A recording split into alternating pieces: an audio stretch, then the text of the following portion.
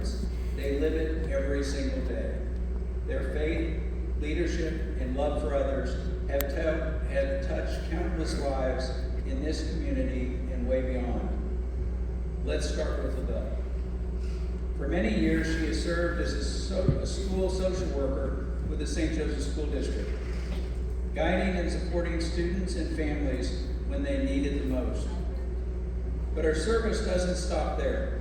She's given her time and heart to so many organizations: InterServe, Youth Alliance, United Way, YWCA, Mosaic Life Care, and many more. Her incredible impact has earned her numerous honors, including the David G. Berger Community Service Award, inducted into the Black Archives Museum Hall of Fame, and most recently being named the 2024-25 Missouri School Social Worker of the Year. LaVell's husband, Martin, is also no stranger to service. He spent his life giving back to his community. He served 3 terms as a Missouri State Representative, and today he continues his public service on the Missouri Parole Board, using that platform to encourage people to find hope and purpose beyond their past. Martin has served on more boards than we can count, from InterServe and United Way to the St. Joseph School Board, where he served for 16 years. His leadership and dedication have earned him many honors, including the Dave Berger Award, induction into the Black Archives Museum Hall of Fame, an honorary doctorate from Missouri Western, and the distinction of serving as the chairman of the Missouri Legislative Black Caucus. Together, Martin and LaVell have built a legacy of faith, family, and service. They're the proud parents of children Mike, Bill, Martin II, and McCall. And by the way, a couple of those are football players. Pretty good football players at that. And they have 10 wonderful grandchildren. They spent their lives helping others, lifting people up, and making our community stronger. And tonight, we get to say thank you. Please join me in congratulating Martin and LaVell Rucker, our 2025 Citizens of the Year.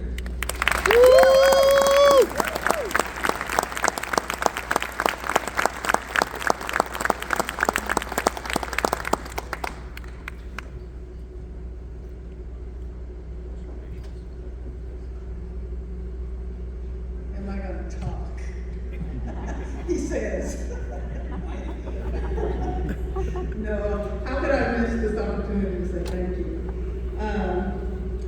It's an honor and a blessing to stand before you tonight to receive this award. Honorable Mayor, I thank you very much. Mr. Hayden, Second Harvest, we thank you as well. And we really appreciate this, our children as well. Want to just take this time to just acknowledge the fact that everyone in this room provides energy and just effort into making a difference, I'm sure, in many, many people's lives. And so it was just an honor for us to be up front today, just to be able to say thank you and for this recognition. I also want to thank my sister, Lois Thomas, for traveling tonight. And then Martin T, that couldn't make it here tonight, his wife Gianni's father, Floyd, that is here from Phoenix, Arizona. Like many of you, we work hard just to try to make a difference. And I believe that it was planted in my life, and my way was charted years and years ago through my father. My father had Lou Gehrig's disease. He had multiple sclerosis. And so the children in the family, there was 5 of us, we had to be his hands and his feet. And I believe that, that was just an opportunity for us to begin to do for others. And it didn't stop there. We just love helping other people, and it's really become a way of life. In my high school years, we had a counselor that wasn't quite as attentive as he could have been. And so just seeing the need there for kids and seeing the need that I had myself for needing, that help to chart the pathway for what comes after high school, I began to realize once I became an adult that, that is something that many kids need. And being a stay-at-home mom and taking care of my own I just tried to be more active and engaged. And so, returning back to Missouri Western College, I attained a social worker's degree. And I did that because I wanted to help teenagers. It's a school social work degree, so that's where I work. I work at the St. Joseph School District, helping kids just try to find their way, to find their purpose, because there's so much that they have, and sometimes they just need a little bit of help to understand that. So, along with that, I just help them to believe in themselves and to dream. A quick story. When T was in the 6th grade, he was at the dinner table. I walked by, and he was writing really fast, really fast. And I thought, he can't be doing his homework and getting a good grade writing that fast. So I backed up and I said, what are you doing? And he says, I'm practicing my autograph. When I reached the NFL. And if any of you don't, yeah, that's when I reached that. But that was 6th grade. So how many of our kids, can really be having that same passion as long as they've got that dream implanted in them? So I just love to be able to touch the kids of St. Joseph, Missouri, just to plant those seeds and to help them along their way. And then sometimes, though, as we volunteer, we have to know how to say no. So another time was, I don't know how much time, but I'll be quick. Another time was at Benton High School. T was football practice. A bunch of kids were outside the gymnasium waiting for their rides to come. I come by and get T. T comes over to the car and says, can we take my friend home? And I'm like, well, okay, where does he live? And so he says, oh, just over the way a little bit. So come on, gets in the car. We're driving down north on 22nd Street. We take a right there at Libby's Crest, and we're going back up into somewhere I've never been before. And so we go up, and it's a dead end. The sign says dead end, no outlet. And I'm like, where are we going? And so it ends up in a driveway. And I'm like, oh, okay, well, good to see you, and we'll see you later. And he said, oh, no, that's not my house. Well, the only thing on the right side was a barbed wire fence and a gate and a cow pasture. And I thought, well, where's your house? And he says, well, it's over there. I'll open up the gate. So, okay, I'm going to drive my car over to the cow pasture. I can't even see the house. And so he gets out, opens the gate, and we're driving. We go down the hill and up the hill. And finally, I see this home over in the middle of nowhere. So sometimes you volunteer to do things, you better be careful what you say yes to. But we made it on out of there, and the little boy was really glad that we took him home. It would have been a long walk. And then my second quick story was Michael had reached the NFL. It was in his first year. This was 2003. Carolina Panthers were playing St. Louis Rams when the Rams were still there. And so he was a rookie, and he wasn't a rookie, but he was one of the younger ones on the team. And so they always got put up to having to do things. And so it was Michael's turn to provide dinner for all the players. And so who does he ask to prepare something? Mom, because this is his home state. And so we've got to show up. And I'm thinking, what in the world am I going to fix for these players that they can eat on the airplane, that's not going to get on their, fancy high dollar suits.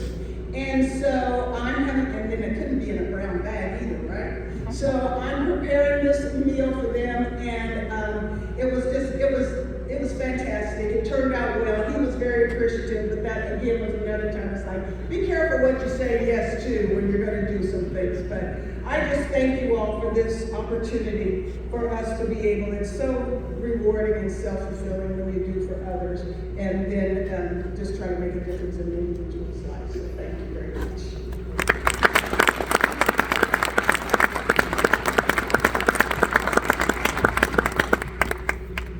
First, give honor to God for the opportunity to be here today. I'd like to say thank you to the mayor for this honor and Chad for what you do for our community. With all the negativity that's swirling around us today in our community, it does my heart good to look out and see all of the folks today who are willing to be a smiling face and a helping hand for our community. I have have joy in doing that and representing our community. Whenever I encounter someone who talks negative about where we live, my first thought to them is, so what are you doing to make it better? So I want you to take that with you. When you're around someone who's speaking negative about our community, regardless of what the subject is, ask them what they're doing to make it better. Because a neighborhood is only as good as its neighbors. We've got some really good neighbors in San Joe. The problem with that is most of our good neighbors do things quietly. Our bad neighbors do things out loud. And so that's the ones we hear about. Take that opportunity when you get an opportunity to speak to someone about our community. To say, what are you doing to make it better? Make them look in the mirror. Make them reflect. I've always taken pride in representing St. Joseph in a positive way. When I was a state rep, I did my very best to make sure that we were on the map for the right reason. I've been involved in a lot of things, as my wife has, as you heard, but it's all about the betterment of where we live. Remember, going forward, no matter what's going on here, my mom told me this when I was a little kid one time complaining. No matter how bad you think you have it, someone's got it worse than you. So remember that, take that with you. May God bless all of you. Continue to have the faith and look forward and be positive. It doesn't take any energy to be negative, but it takes some work to be positive. And we all got that work in us. I appreciate you all today. It's such a beautiful thing to see all the smiling faces, and you all are here for a positive reason, building our community. Thank you very much.